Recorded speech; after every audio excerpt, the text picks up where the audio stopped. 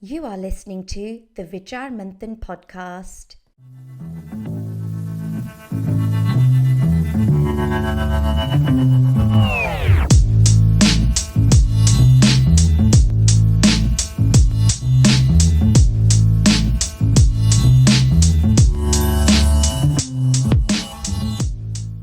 Namaste. Welcome to another episode of the Vichaar Manthan Podcast. I am your host, Sumit Sharma, and it gives me great honor to be hosting this project, a project looking to explore the modern world and really understand the concept of Dharma and to make it that little bit more digestible. For those that don't know, this podcast is available on Spotify, Apple Podcasts, Audible, YouTube, and your favorite streaming platform. Very excited today to introduce you to Kiran Ji Chukkapali. Kiran Ji is joining us live from India.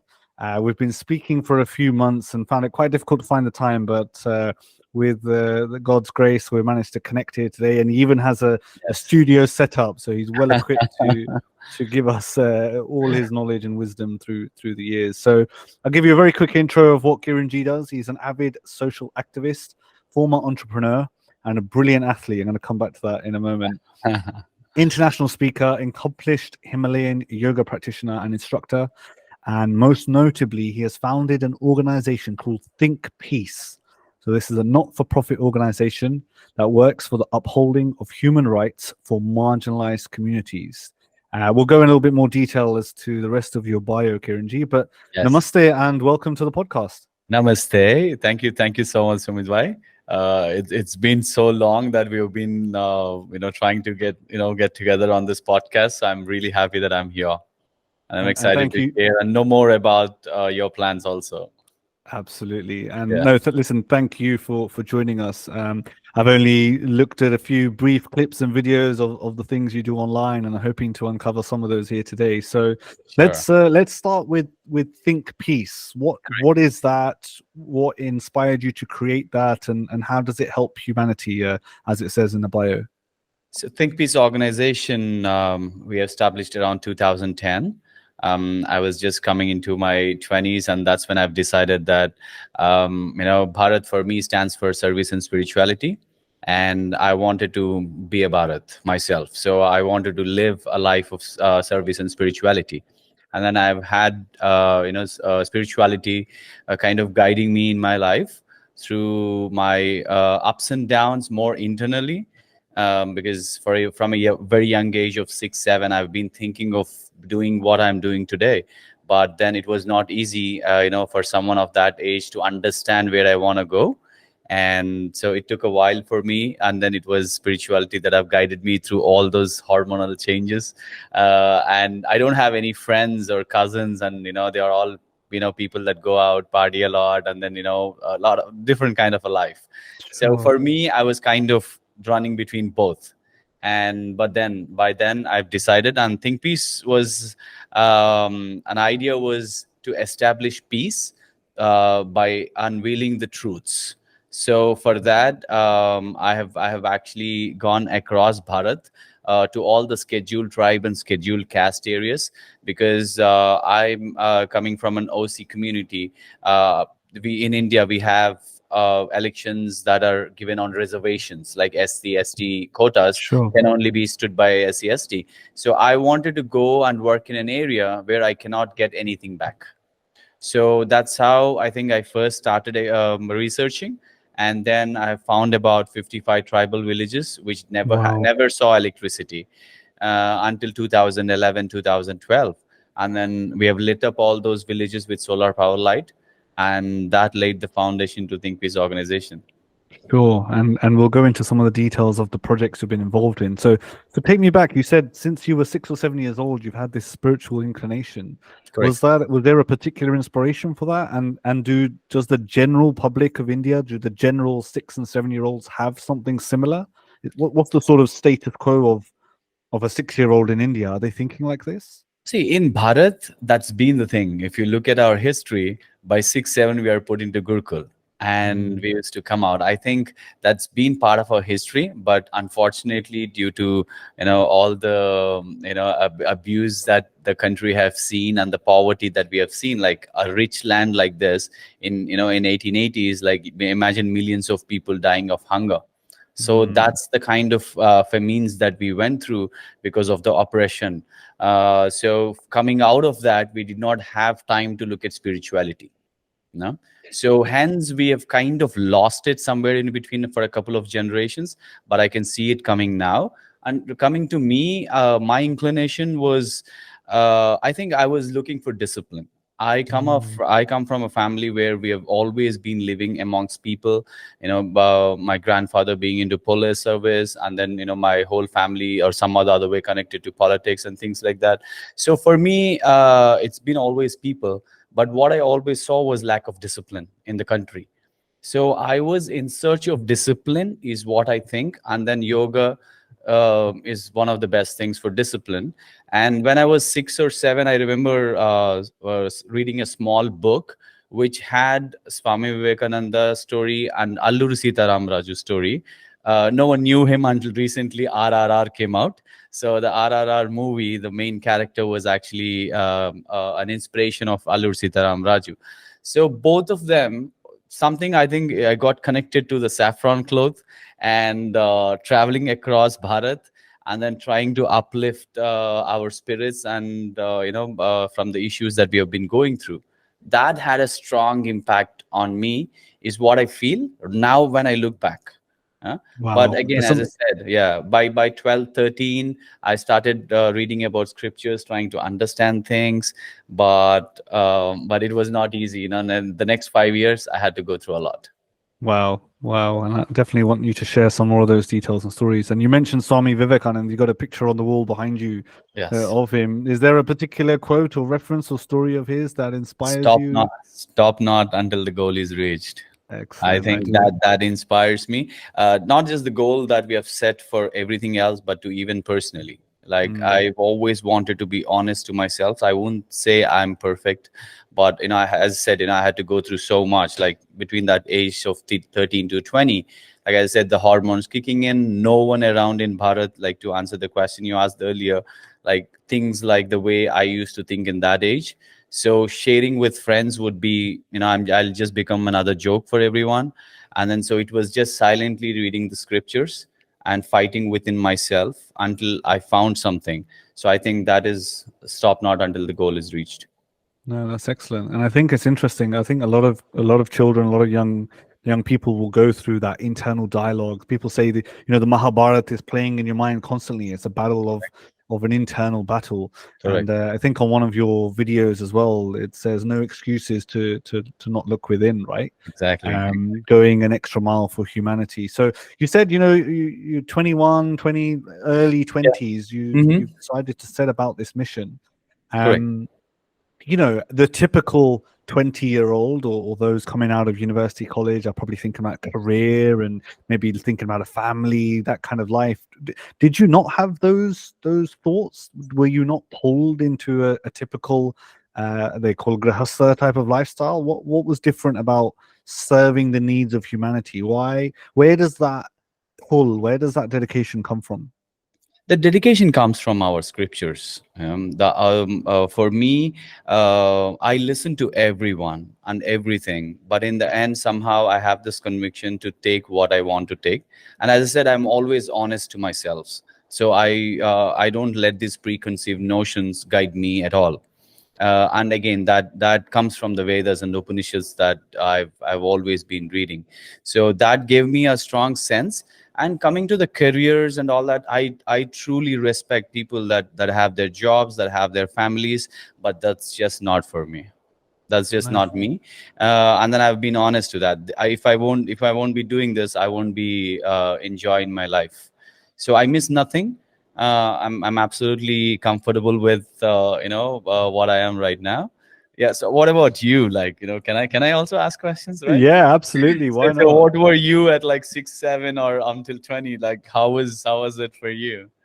I think I grew up with a very proud Indian Punjabi mother and in family lifestyle, my father and everything. But my mother was very devoted. She was drawn to India. We used to visit India a lot. I learnt Hindi Punjabi at a very young age. I was a very proud young Indian boy. I loved the India flag, and we used to go to Bal Vikas and all these various shakha and play kabaddi and kho. So I think the Indic nature, I owe it to my mom and to the rest of my family, of course.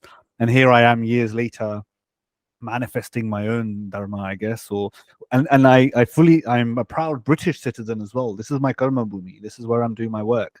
And however I can contribute through things like podcasts, interviewing people like yourself, helping our community become better orators and understand dharma, but also communicate it effectively for the uplifting of society, is the way in which I feel I can contribute.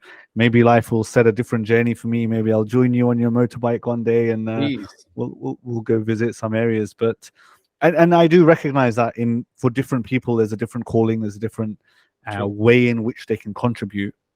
But I think not a lot of people understand that the work and the life they do is for the contribution of others. So, your service to humanity, the bit you talk about, is so important and so valuable.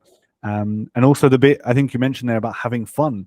I watched one of your interviews with Ratanji Sharda on Bharat Centric, and he say, normally people go out and having fun, and you said, I am having fun. This is my fun. So that's very admirable, and thank you so much. See, as I said, I do go out party with my friends. Like, let's say I have really good set of friends that I don't even involve in this journey, because so that I can speak something that's outside, and I do go out with them. I'm with them. I don't like to show that moral superiority, that I am a better human being than them. We are all in our own journey. So if I want to hang out with them, I can be them for a while. But that's I very know humble. what I am. It is. There is no moral superiority here. Everyone is in their own journey, and then everyone in the end, have to find that own space in spirituality and that spiritual strength as they go forward. So there is no judgments at all here. And then, as I said, I really respect people that work and to earn money. In the end, we live in a capitalistic world, and that's equally important as anything else. Sure, and it's great to have that humility there. And so you've been trained as a yogi. You've done some very deep yoga work. You've got a fantastic video on your YouTube about divine flow. Correct. And also a friend of mine, Drishti, was telling me that you have a particular fighting skill. Is it called Gallery? Kalari Payat too, yes. Tell me about that. In fact, there's someone on the podcast team, Dinay, very interested in Muay Thai, Taekwondo, that kind of thing. But I've trained in Knee Yuddha and Danda Yuddha a little bit, not a lot. I want to do some more. Yes. Tell me about this. So Kalari Payat is many consider that as the mother of all martial arts. Okay. Because it was Bodhi Yogi, who was a Kalari Payat teacher that went to China, and then that's how the Kung Fu and everything else started after that. So that's what the story goes, and then a lot of Chinese scriptures do talk about it. So this is a very dynamic art. So it is also part of yoga. Yoga is not just asanas or meditation. Yoga has over 80 kalas, and Kalari Payat and Silambam, the stick that we do, all of that are part of yoga. And as a yogi, one need to have a touch of everything. Is the guidance that our gurus always give in the Himalayas. So I've been traveling, trying to learn. I've actually stayed in Thailand for a while and learned Muay Thai too, which is so similar. And then this art is not known because this art was banned during the British time, because they couldn't face Kalari Payat fighters. So they banned it completely. And there are few families that have safeguarded this art and then turned it into a performance kind of a thing. Sure. And these kings and all of them, they love someone coming and performing and all that. So these people used to just go perform for them. But at home, they were practicing serious art. Excellent. So, and that's how it's been handed over from generation to generation. And then now it's coming back. There is a revival happening. Like, there's a very interesting incident. Like, I was in LA and I was practicing on a beach. And I remember there was this one guy that came and he asked me, "Are you practicing Kalari Payat too?" And then I said, "Yes, I do." And he said, like, can we just jam for a while? I said, yeah, why not? And then I was just teaching him. So it's all about like modules. Kalaripaitu Right. is like modules. So I just taught him one module, and then he was so good. And then only after that, I got to know that, he's an MMA fighter. He lives in Okay. Vegas, and all of that. And then we still be in touch. And then that's where right now Kalaripaitu is slowly getting. So people Excellent. everywhere across the world will soon be taking it up. I look forward to the revival. I want to see it happen Yes, in more and more yes, places. And yes. maybe we can bring you over to London and we can do a live Definitely, yes. demonstration. Perhaps. Definitely, yes. I'm very 100%. interested in that. Yeah. Because it's not, I think, like you said, it's not just about fighting. A true martial artist requires discipline to be able to Cool. do that, and to Absolutely. know when and where to use that. And so you're also referred to as Yogi Kiran. Correct. Tell me about the term yogi. Does it come with responsibility? And how has yoga influenced the other domains that you work within? Yoga is everything that I do. Like, for example, I go through a lot, as I said, and a lot of my friends, let's say someone met me at a party, right? And then after that, for them, they will stay there itself. And when I come out, and then they see like suddenly, oh my God, this guy does big things. He's talking about vision for a Bharat and things like that. They cannot relate to that. And then they give you a lot of negative energy when you meet next time, like you're fake, or I saw you there, I saw you here, so there's a lot of energy, because people, when they meet you, they already they make you like, they fix in their mind like what you are, and then they stay there, right? So there's a lot of negative energy that comes to us in a way, because there's a lot of skepticism, judgments, and all that. And also in this journey, as we go forward, like yoga, like for example, you have Bhagavad Gita, the quotation. One of my something that I always keep in the back of my mind is matra sparshasta kaunteya shitoshna sukha agama payino anitya tanstitikshasva bharata, which basically means that sadness and happiness are like winter and summer. They come, they go. So one who stays focused is a yogi.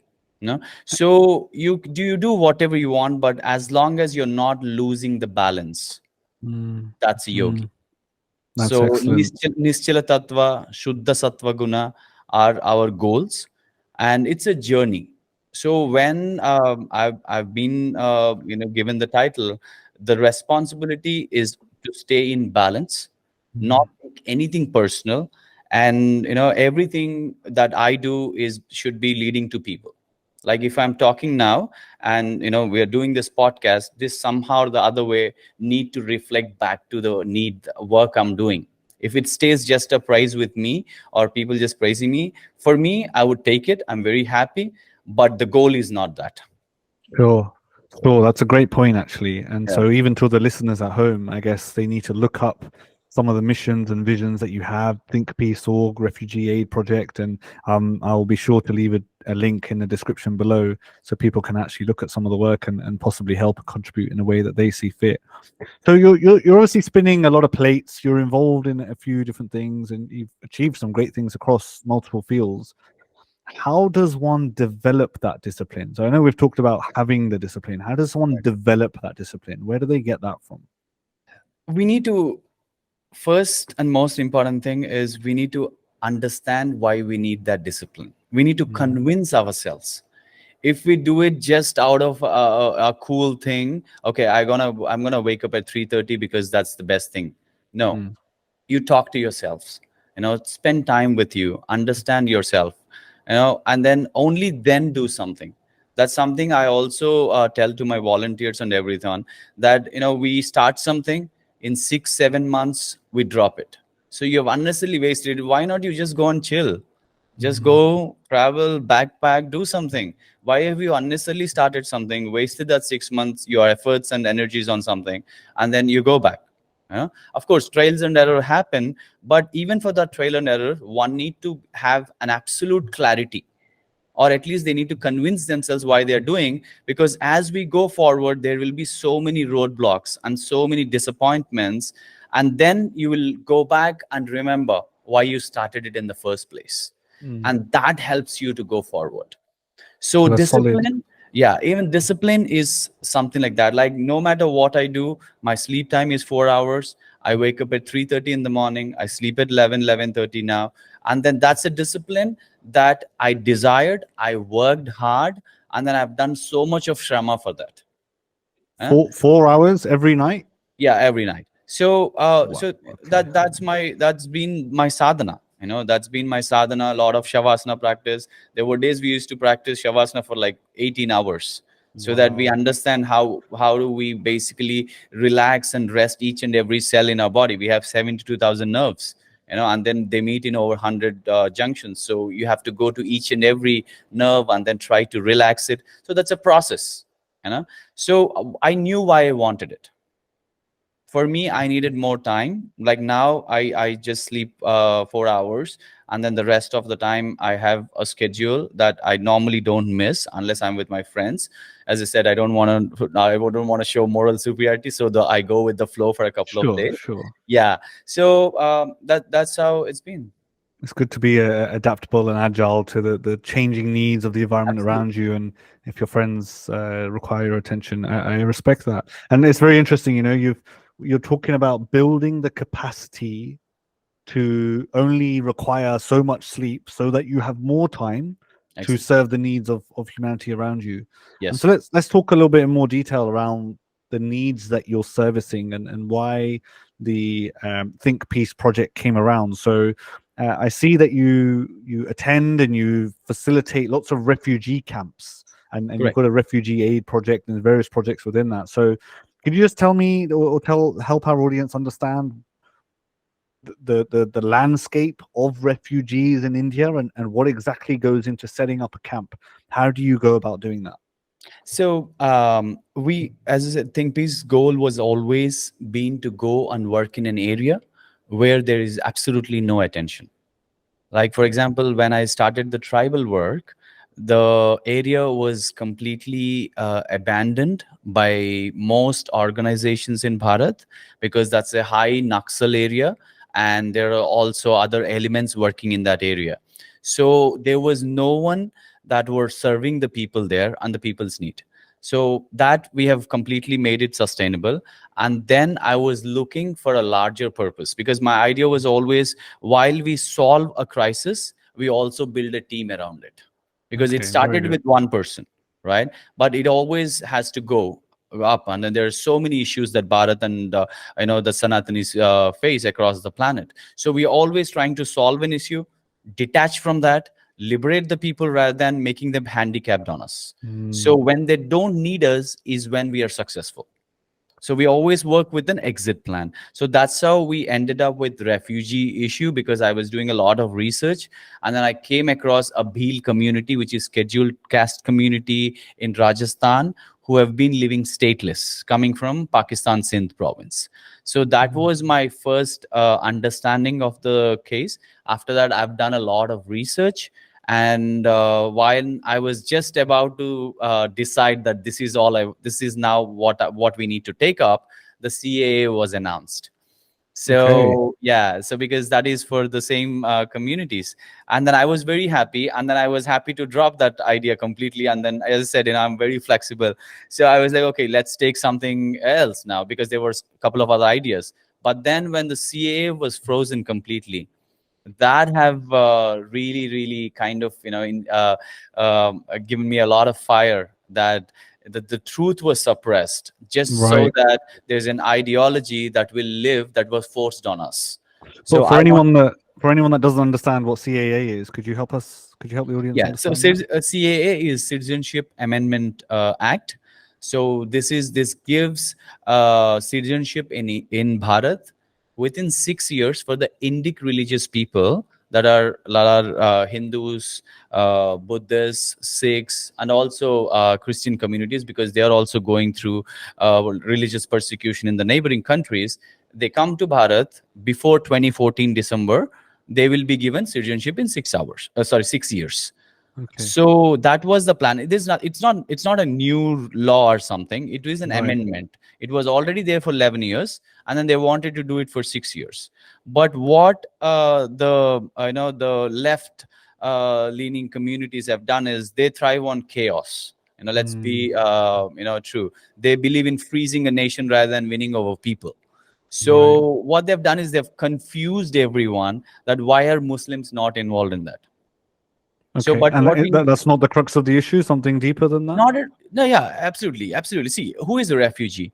Any individual who is forced out of their country because of war, religious persecution, or natural disaster is considered a refugee. Sure. Whereas a Hindu in Pakistan is being persecuted every single day. Mm. And when they are coming to Bharat, they are coming as a refugee. So there is a different law that is needed for them. Whereas a Muslim coming from Bangladesh into Bharat, they are coming for a better life. So they Okay. should be considered as a migrant. The laws should be different. Just like a Mexican goes into US is a different law from a Syrian refugee.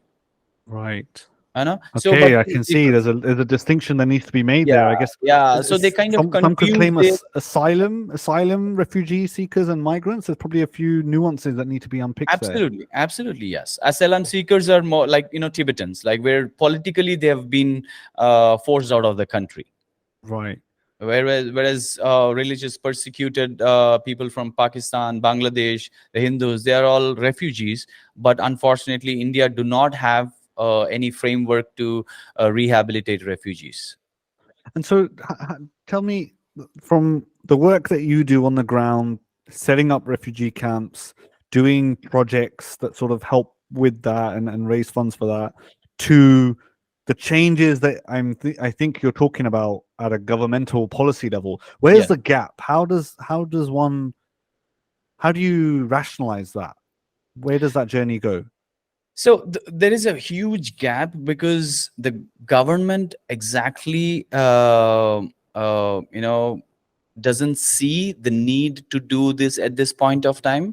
Maybe because they don't know the depth of the issue at this point of time, because they know what is happening for our people. Hence, they have always been proactive, and then they have shown clear signs to uplift the Hindu community coming from Pakistan and Bangladesh.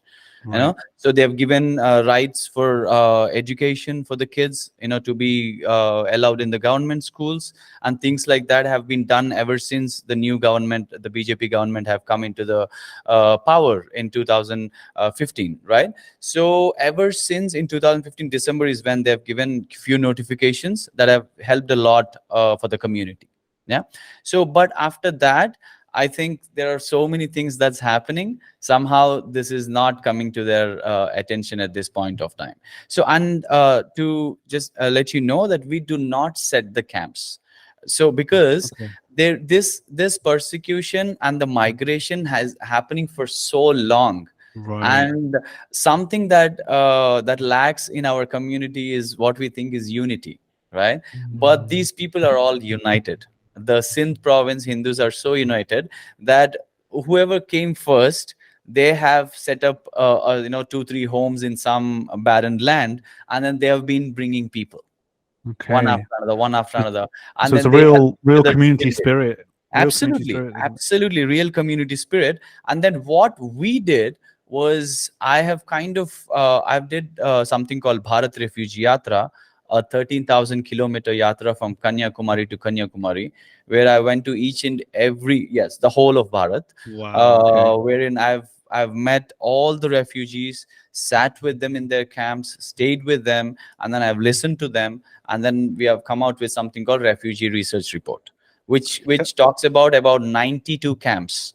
So before that, everyone thought there were like 6 or 7 camps, Wow. So it's right? nearly 100 different refugees. Yeah. Tell me some of the stories that you hear on the ground when you live and stay with these refugees. What's going through their mind? What are they thinking about? What's their state of affairs when it comes to settling in a country or building a life for themselves? They are very positive, surprisingly. Very positive. They are like, they say, Kiran bhai, like, all these problems that we have on ground will one day pass. Bhagwan, he will help, all of you will help, it will pass. But our daughters are safe, and then we are safeguarding our dharma, and that's about it. That's our focus right now. So you see them always smiling. They share their food. I live with them most of the time, so I'm actually overfed these days by them. So they are very happy bunch of people, but they definitely have a lot of disappointment that no one acknowledges what they went through when they were living in Pakistan. Right.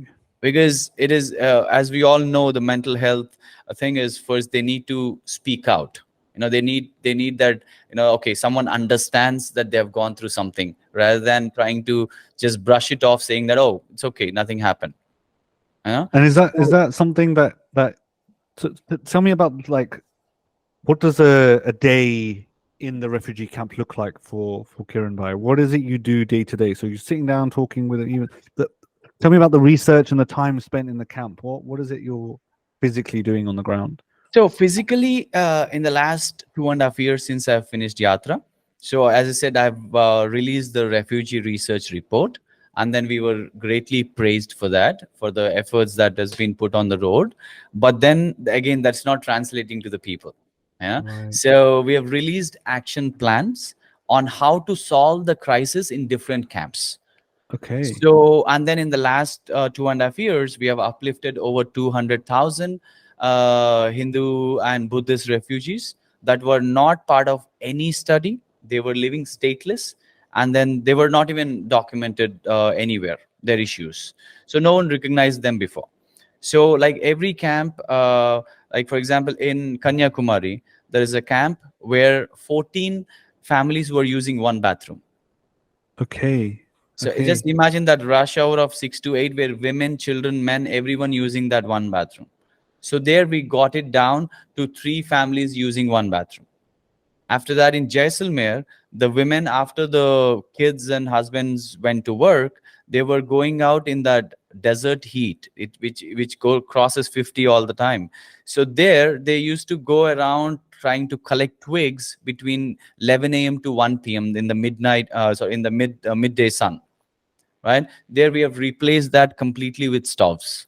So kids used to walk 6 to 13 kilometers to schools. There we have got them cycles. And then in Arunachal Pradesh, we have built about 13 schools now.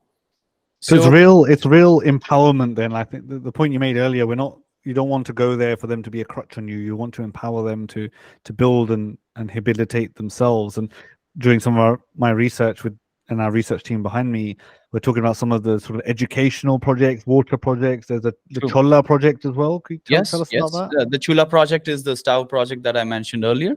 And like, for example, the water, right? Sometimes, so there is a camp in Jodhpur that have been living without water for 8.5 years, the camp. And it has 215 families, right? And then the kids used to walk 2 to 3 kilometers one way every day to get those, small buckets of water. Right. Because the women are busy cooking, men are busy prepping for work. So it all used to fall on the kids. So, and who was giving water was a nearby Shiva temple. So there is a Shiva temple nearby, an ashram that was allowing them to take water. So what's the solution for that? Was to lay a pipeline, right? So, and then how much did that cost? Is hardly 1,90,000 rupees. It's like 2,000 pounds maybe. Right. So and it took 3 days. That's it to solve the crisis. 2,000 pounds to give water to 215 families within just 3 days. So and these solutions you're talking about, they're in your report. Yes. So these are well laid out. I'd be very interested to get my hands on this. Absolutely, yes. Some people would. So, and again, I said, you don't have to go to people with ideas. That again, telling them what is good for them. People are smart enough. They know what they're going through. One has to just sit there and listen to them. And they will give you a solution. Like we laid the whole pipeline. It came out so cheap because everyone from the camp came and gave their labor. Right. They owned the project because the project came from them, and we are only a facilitator. It's very interesting that. And even you're talking about doing a project and then detaching, almost not necessarily seeing the fruits of your labor, and moving forward from there. So very interesting stuff here, Kiran Bhai, and what we're talking about. So what we'll do, we'll take a quick break and enter what I call the rapid fire round, and then we'll come back to some of your deeper stories, which I'm definitely more interested in. So just to help our audience get to know you a little bit better, I'll ask you a rapid set of questions, and if you could give me some quick responses. That would be interesting. So Sure. this might be easy for you actually, considering you've lived a nomadic lifestyle. So let's see what you make of it. So if you were stranded on a deserted island, what 3 items would you take with you and why? In an island, I would take a kayak. I love Okay. kayaking, and I would make sure I have some fire with me, a lighter, so that I can live myself as a nomad absolutely fine. I'm happy with myself completely. Sure. So I'm just kayaking, and then I'm just cooking food. And the third one would be maybe a camping gear, some camping gear, so that Okay. I can just sleep anywhere, do whatever I want. I thought this question would be easy for you, so Yeah, not a yeah, problem. yeah. What goes into your perfect I can actually breakfast? say that Go on. I can actually go without anything also. But I'm because sure you you asked me could. 3 I'm things, sure I you had to give you 3 things. could. Yeah. No problem. What goes into your perfect breakfast smoothie? Breakfast smoothie, spinach with any protein. I work out a lot. I do a lot of calorie pie too and everything. So I like to have some protein and then some greens to all of them put together. So that would be it. Very healthy, very Yeah. yogic answer there. Constrained to Ayurveda Yeah. as well, so very Yes. good. Could you tell me a moment in your life where your paradigm has shifted? There is not one moment. It has been a journey, and every day I learn, and every day I work on myself. So there is really not one. I wouldn't be doing justice to myself if I say that. Sure. Has there been Actually, there is. I would say there is one thing that I think I always go back to. Maybe can I? Absolutely. Because there was this moment in my life where I was in Rishikesh, and I was meditating on the rocks by Ganga Mai, and I remember I fell asleep completely. I just fell asleep after a while on the rocks, and then I just woke up sometime in the midnight, and then I just smiled, and then again went back to sleep. I did not even try to go back. When I woke up later in the morning, I remember that was probably my most happiest and free moment that I felt.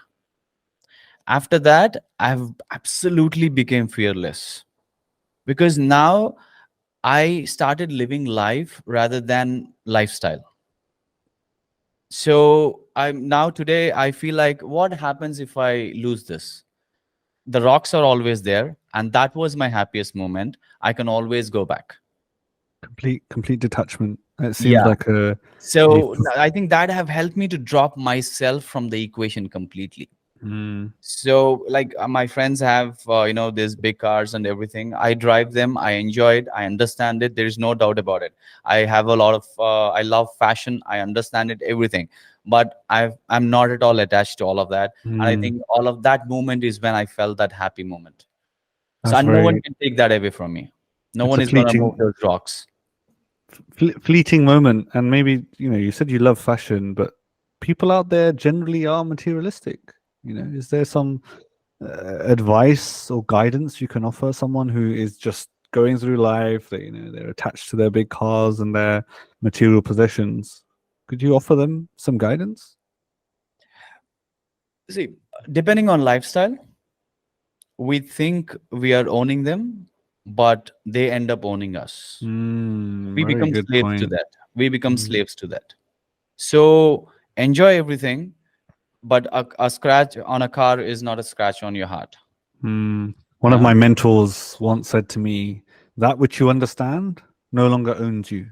yeah, You that's are it. no longer you don't no longer succumb to that if you Absolutely. understood something." So Yeah, very nice. yeah, yeah. Do you have a favorite book? Yes, there is one that I'm reading right now, and I'm totally in love with it. So my favorite books keep changing. Okay. Yeah, yeah, What's yeah, your yeah. What's your current favorite book? Bunch of thoughts. I I've suggest got it this right for there. everyone. Yeah, Okay. yeah. But if there is one book, it should be Walden Lake by Henry David Thoreau. That have Okay. inspired me a lot. That have inspired me a lot. We'll drop a link below so that our listeners Yeah, can also have a yeah, look at this yeah. book. Walden, yeah. Do you have a favorite quote? Favorite quote? Chitta vritti nirodha, I would say, from Patanjali Maharshi, which means the Okay. cessation of your mind thoughts is yoga. Say that again. The cessation of your mind thoughts is yoga. What does that So, mean to you? so it means a lot. It means a lot. It means focus. It means everything. In the end, if you look at all our Vedas, all our Upanishads, everything leads to this one quote. How do you balance yourselves, focus, and then you don't let your, mind go crazy? So Chitta Vritti Nirodha is a very important quote for me. I always think about it. Thank you. If you could have a superpower, what would it be? They're give me power so that there are no more displaced Hindus on the planet. Excellent. Whatever it takes, whatever it takes. Because I think you already. I do not fear Dharma being in danger. I fear the people that follow Dharma suffering all through. Great to hear. And so, on the topic of Dharma, then, what does Dharma mean to you? What's your definition? Dharma for me is, the same again, Chitta Vritti Nirodha. It is very important for us to be maintaining that balance and not letting us swayed away by happiness, sadness, and everything, and then just having that focus, and then believing that Krishna Ji, the Bhagavan, is always there, and then just do the best in what you have next in front of you, and whatever is not out of in your control, that should be out of your mind. That's it sounds great, and I understand what you're Yeah. saying, but to the to general public who go about life, it's hard work, they struggle, lots of emotions, can't get a grip with them.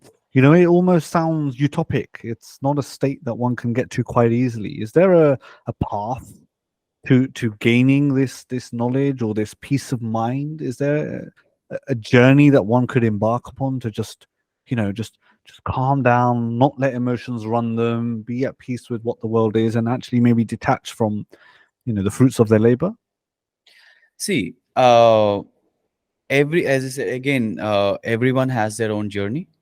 And all our scriptures talk about this, but there is no one way to get here. Hence, you can see so many different doctrines, all of them coming towards this, right? Like even Krishna Ji Bhagavad Gita, he starts saying like I'm a milker of all the Upanishads, and then that's what Bhagavad Gita is.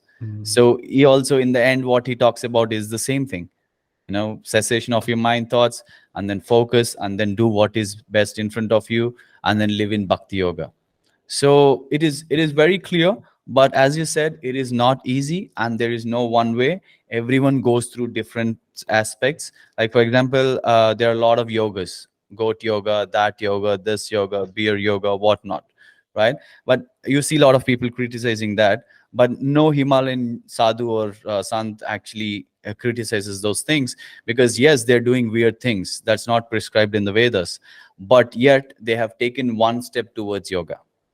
There is never going back. So it depends people on that would what karma they have done. Based on that, they will find their way, but everyone needs to one day become one with the Bhagavan. It sounds very admirable, and I know there's certain people out there would probably disagree with that, the concept of sort of beer yoga and disrespect and things No, like that. I completely disagree with that too. But then Sure. I say they're already doing it, but then they have taken one step towards yoga, and then they will undo the whole thing, and then they will take the path, is the hope. Sure. Yeah. Sounds interesting. Okay, last question then, or last section here on this rapid fire round. So I ask my guests who come onto the Vichaar Manthan podcast if they would like to make a commitment.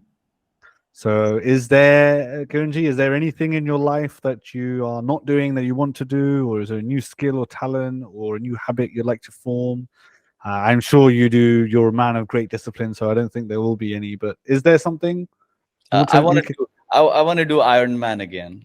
Okay. I'm not able to do that, because of the responsibility comes over my desires. I think Sure. because that's more like a desire for me, but I want to go back and do the Ironman again. And for those that don't know what Iron Man is, So it's a triathlon. So where you do 4 kilometers of swim, 180 kilometers of bike, and then a full marathon. That's 42 kilometers of run. All of it in one shot. wow. And you've done that before? Yes, I've done it in New Zealand. Yes. Wow, awesome. I've got my first 10K run coming up. And I'll be That's the doing task. a bike ride from London to Brighton at 1 point 55 miles. So currently Wow. one day I'll join you and we'll do this iron. It may not be Definitely. iron, maybe bronze or gold man or something. We'll do it Definitely, in the man. end. Most welcome. Most welcome. So how is your preparation going for the run? After this, I'm gonna go for a run, see how it goes. I have a Uh-huh. bike and turbo trainer, so I'll be practicing. So getting my cardio up. I think Awesome, I, awesome. I I have some weight to lose and some discipline to gain, but Yes, enough about me. So Kiran Ji, you mentioned briefly you did 13,000 kilometers on your motorbike, and you've yes, traveled all the way around India. correct. Tell me a little bit about that nomadic lifestyle. What is it like? I guess not having a central place or a place that you sort of call home. How is it to be traveling solo? How does one inflect upon that? What kind of a task is that for someone? It is. I am used to it now because I've been doing it for over a decade now. No, so that yatra for me, I never felt alone because I've been with people, and then I've always meeting interesting people. Like I was just telling someone in the morning, I was in Karnavati, which is Ahmedabad.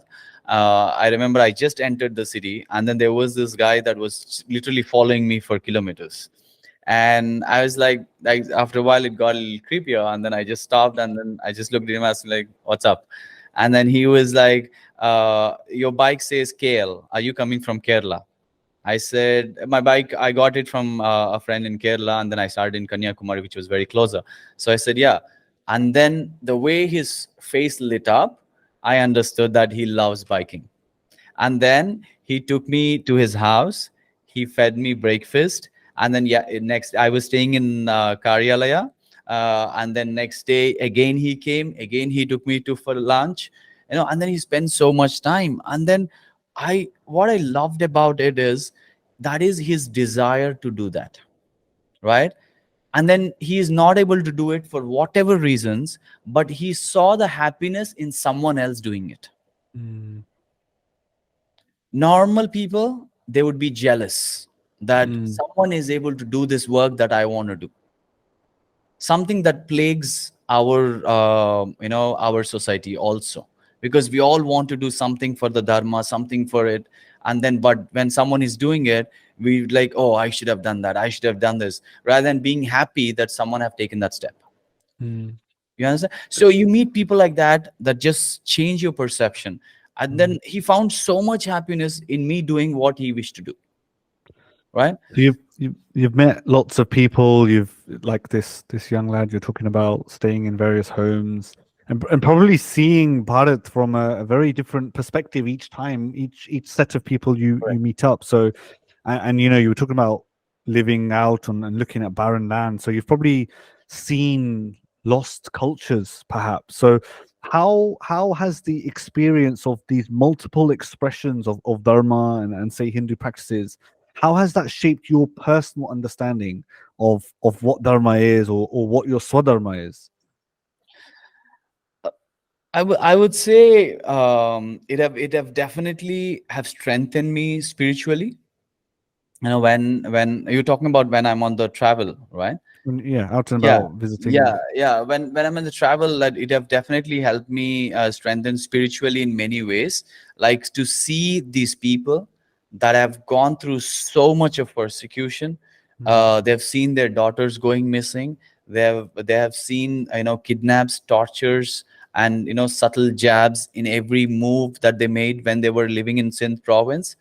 And then they came to Bharat, and then the strength and resilience that they have shown, right? So when you're sitting with them, it just makes you feel so powerful that this is what the Dharma have given them despite going through so much, right? What it has given is that belief in that faith.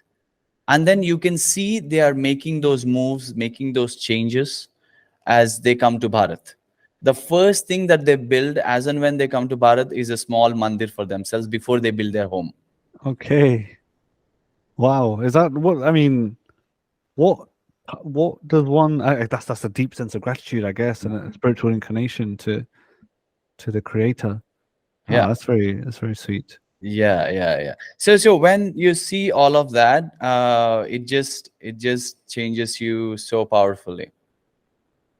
When we were talking last week, you were telling me about policy that you're trying to help introduce.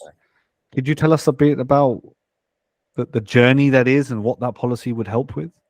So see, right now what happens is, in Pakistan, it has always been the girl child that's been at the receiving end. So at the moment they are hitting puberty, someone would approach them with a marriage proposal. It's not a threat, it's not anything, it's direct proposal, marry us and then convert. So that's the proposal. And then when that is rejected, the girl is kidnapped within just 6 to 7 months. After that, where first they also threaten the family first, and then when the family also doesn't give up, then they kidnap the girl. Here I'm talking about the fighting dharmic community. Okay, 23% to 1% is where we are right now. So not all of them were killed. There were people that have given in also, but there is still almost like a 10 million people that have never given up on the Dharma despite going through all of this. Once the girl is kidnapped, then she is abused multiple ways, while the police delays putting an FIR. That they say that, okay, you don't know exactly what happened to the girl, so let us find out, and only then we can write what happened, like she was kidnapped or anything. So if the family pressurizes the police, they know they'll have to write an FIR, right? So then what they do is they say that, okay, we found this girl, don't worry about it, you go back, and then in 1 2 days we'll give you final information. When the family comes, meanwhile the police tells the local imam, who right now it is all headed by a guy called Miyamitu. So what these guys do is they marry off this girl who was abused until then to some dummy guy, mostly old people who use them as slaves. And then they produce a certificate saying that फलना का बेटी फलना नाम से ये हो गया, और फलना धर्म से वो हिंदू हो सकता है, सिख हो सकता है, क्रिश्चियन हो सकता है, इस्लाम स्वीकार किया. So, and they throw that to the parents. See, we told you she eloped. This is And followed by that, they give another certificate mostly that says, it is the most painful thing for our people, is that now this comes from the girl. The girl says, now that I have taken Islam as a religion, I have threat from my Hindu family. So hence, I never want to see them anymore.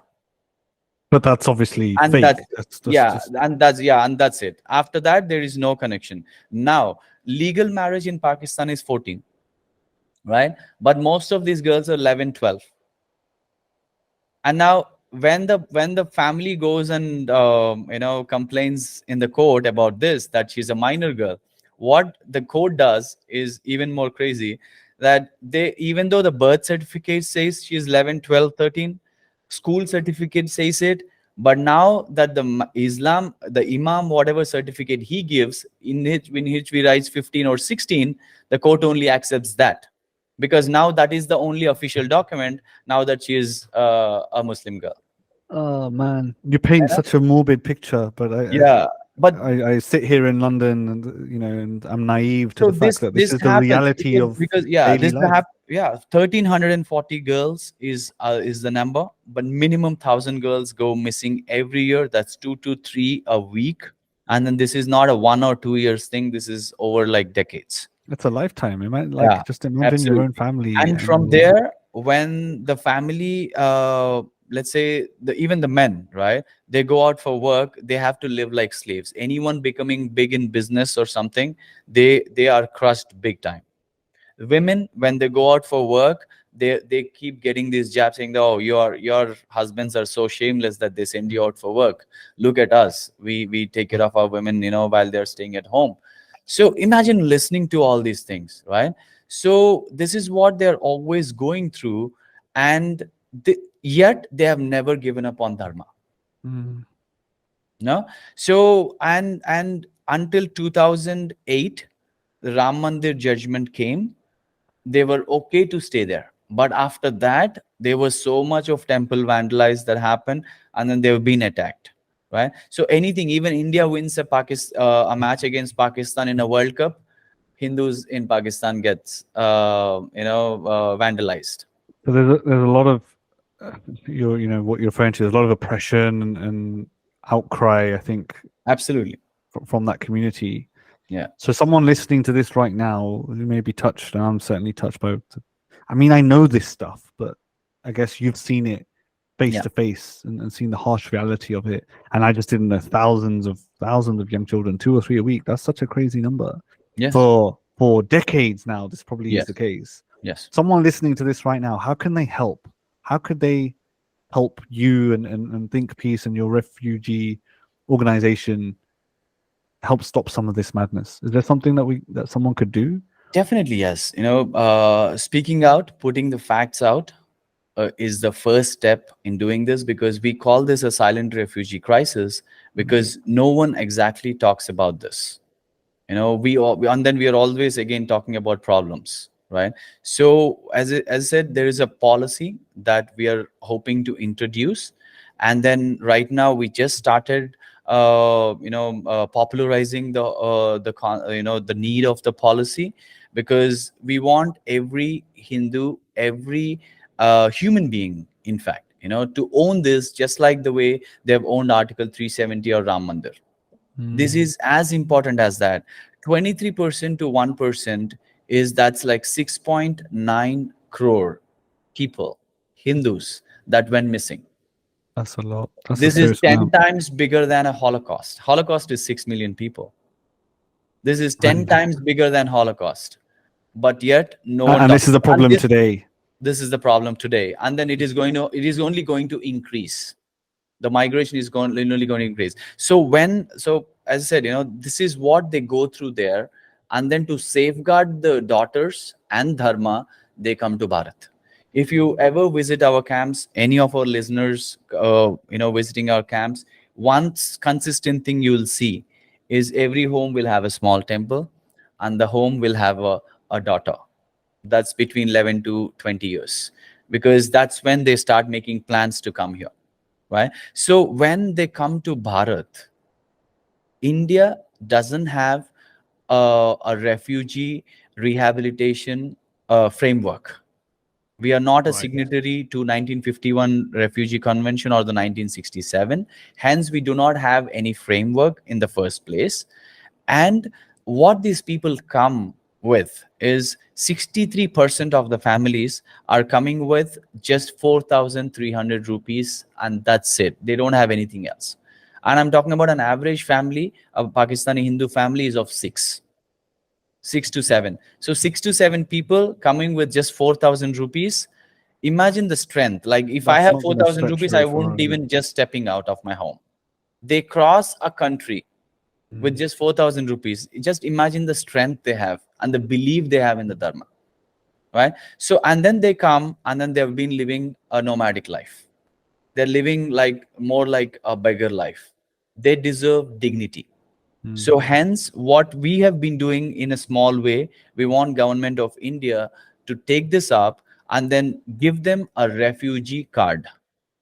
First, recognize that they have been persecuted. Under that refugee card, we are requesting a 6-month transit home. We are not even asking for a permanent camp or a permanent home. Give 6 months of transit home, 3 months of groceries, access to education and healthcare, and skill development. And these are basic human needs. Basic human right needs is all we are asking. Because from last March to now, there are over 4,300 families that have come to Bharat. Just the 5th of May, we have just rehabilitated 16 people in Pakistan. sorry, in Delhi, coming from Sindh province. And then very soon there are going to be 50, 60 families coming to Gujarat. In the next year, we are expecting over 7,000 families coming here. And you see this as your personal mission to It, help it, with this project. no, it is not just my personal. Rebuilding the lives of these people is a civilizational responsibility Absolutely. that we owe to ourselves.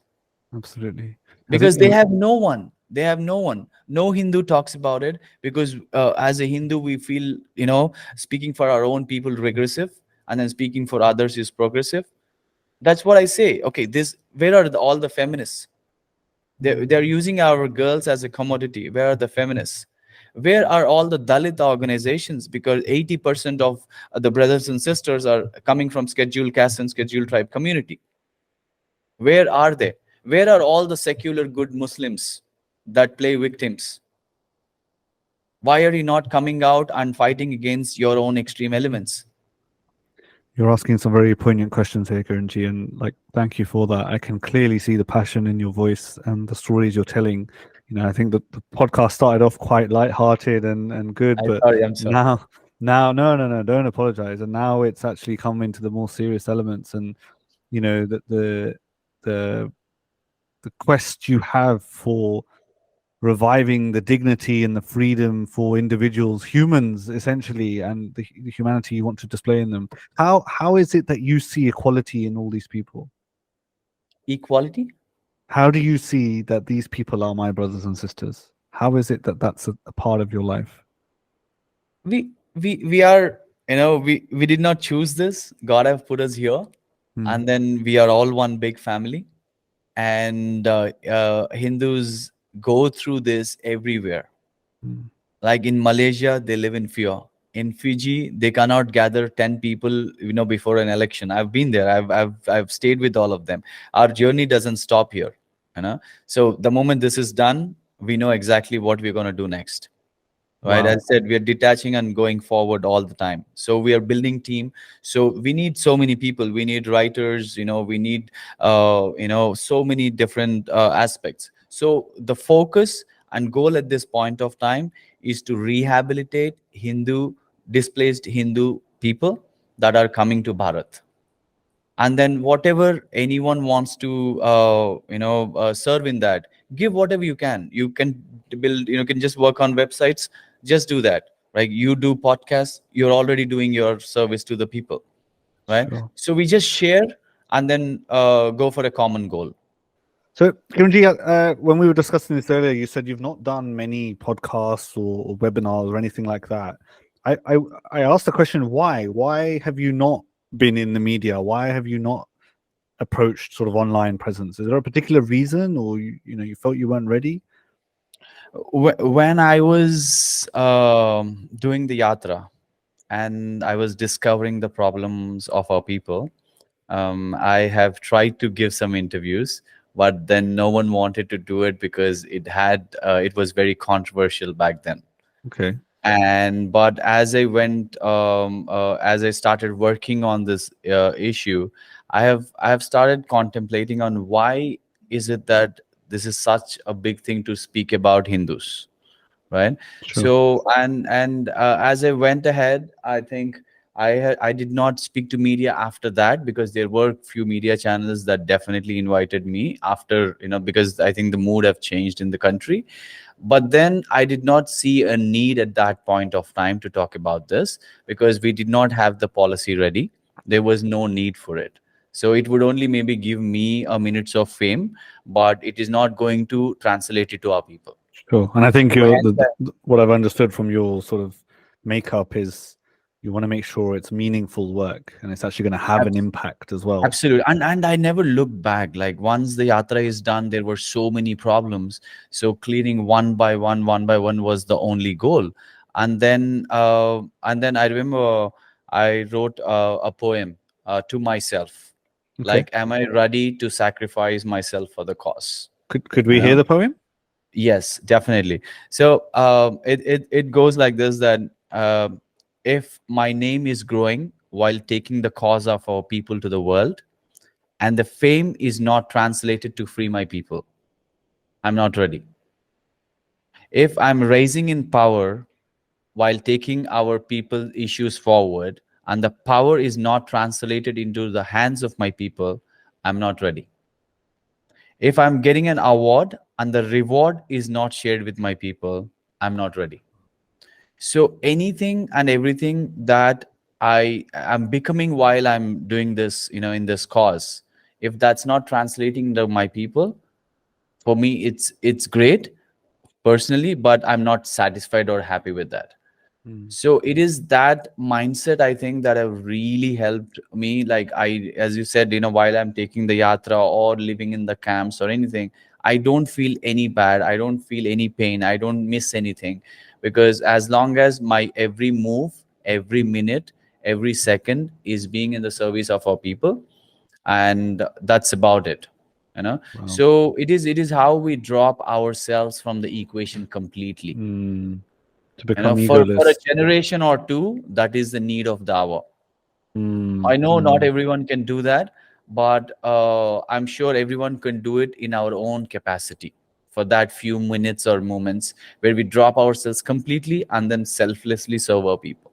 Absolutely. And that is the only way we can bring our people out of this misery that we have been going through. That's very noble, and I Yeah. think I've already expressed my appreciation, but maybe for the listeners at home, have you heard of such nobility from someone before, where complete detachment, and I guess not to be attached to the fruits of your labor? That's something I take away from Srimad Bhagavad Gita, where the work you're doing isn't to further your own personal gain, but is indeed for the service of humanity and service around you. And Kiran Ji, I say once again, it's very noble efforts, and hopefully those that are listening, I certainly am learning a lot from speaking to you and being able to interview, special matter experts like yourself. For anyone listening at home who is moved, enthused, has some time or money or skill that they can offer or help Kiran Ji, please do reach out to him. Or if you need an introduction via myself or Vichaar Manthan, do let me know. There are certainly people out there who don't have a lot of what we have, especially here in the West, where I'm recording from. And thank you, Kiranji, from tuning in live from India, from Bharat, to tell us about the reality on the ground. And I'll put links to your pages in the description below. I'm sure people could also help finance some of the projects that you have. So I'll be sure to spread some of that message. And I Thank don't you. know, this is Vichar Manthan. We're discussing ideas, I guess, that are important. And I put out a call to the influencers out there to see if I can influence you to make a change, to help Kiran Ji here and the Think Peace organization and the Refugee Aid Project towards providing basic human rights to the thousands of people that are displaced, whether it's religious persecution, whether it's coming from deprived families or poor environments, or whatever that may be. We should be able to see equality in all. There's a famous Sanskrit shloka, Vasudeva Kutumbakam, which means the whole world is one family. And so we owe it to ourselves. And I think Kiranji here has painted that picture quite vividly, in that it's a civic responsibility. We have civic duty for our brothers and sisters, for fellow humans across the planet to aid in this way. So Kiran Ji, listen, thank you so much for joining me on the podcast here today. I've certainly learned a lot. I look forward to doing some gallery with you and visiting one of these refugee aid camps. But if Please. there's something that you could leave our listeners with, if there's some advice or guidance or a story or something you'd like to share, some pearls of wisdom that you would like to leave our listeners, please do let us know what that is. I will only say that we all have capabilities to uplift our displaced brothers and sisters. And then I think now we are in a juncture where we need to stretch them to the limits. Now, I know we are all busy, we have so many things to do, but give 5 minutes, 1 hour, anything, but keep on serving our people. As I said, I do not fear Dharma being in danger, because we have been, forced by over 1,000 years by different elements, and yet Dharma lives on. So there is always fighters that keep coming out and then fighting for Dharma. But it is our duty, if we are not able to fight like those warriors like Shivaji Maharaj ji and all of them, at least we help the fighters as much as possible. Yeah. So I think we need to stretch our limits. There are over 1.2 crore. That's a lot of millions of people in Pakistan, and then millions of people in Bangladesh looking towards Bharat right now. And then there can be displaced Hindus anywhere on the planet. It's happening in UK. We all know what's happening there. Malaysia, as I said, people are living in fear ever since Zakir Naik have moved to Malaysia. So there are so many problems. So in your whatever capabilities, stretch them, serve our Hindus, and then they deserve dignity. And then we are a fighter community, and then we should keep fighting for our people. Thank you so much, Kiran Ji. So we don't have to be extreme, but just be consistent. Absolutely. And I think someone like yourself has gone that extra mile for humanity. So Kiran Ji, thank you once again. A big namaste to you for joining us on the VM podcast here today. So much. Thank you so much. Thank you. And to all our listeners at home, we're here to try and discuss ideas that matter. I want to unpick these ideas and churn them. Hopefully, I think you think I've done that justice with Kiran Ji here today. And if you want to learn more about him, be sure to check out the description link below. And obviously, if you have some comments, suggestions, want to pass on your judgments to me, you can email me at podcast@vichaarmanthan.org. And remember, this podcast is available on all streaming platforms: Spotify, Apple Podcasts, Audible, YouTube. So please do share this far and wide and let us know what further content you'd like to hear. I'm here to try and help make Dharma a little bit more digestible and to explore the modern world and see if we can recapture some of the ancient classics of liberty, flourishing, and Dharma itself. My name is Sumit Sharma. This was the Vichaar Manthan Podcast. Namaste.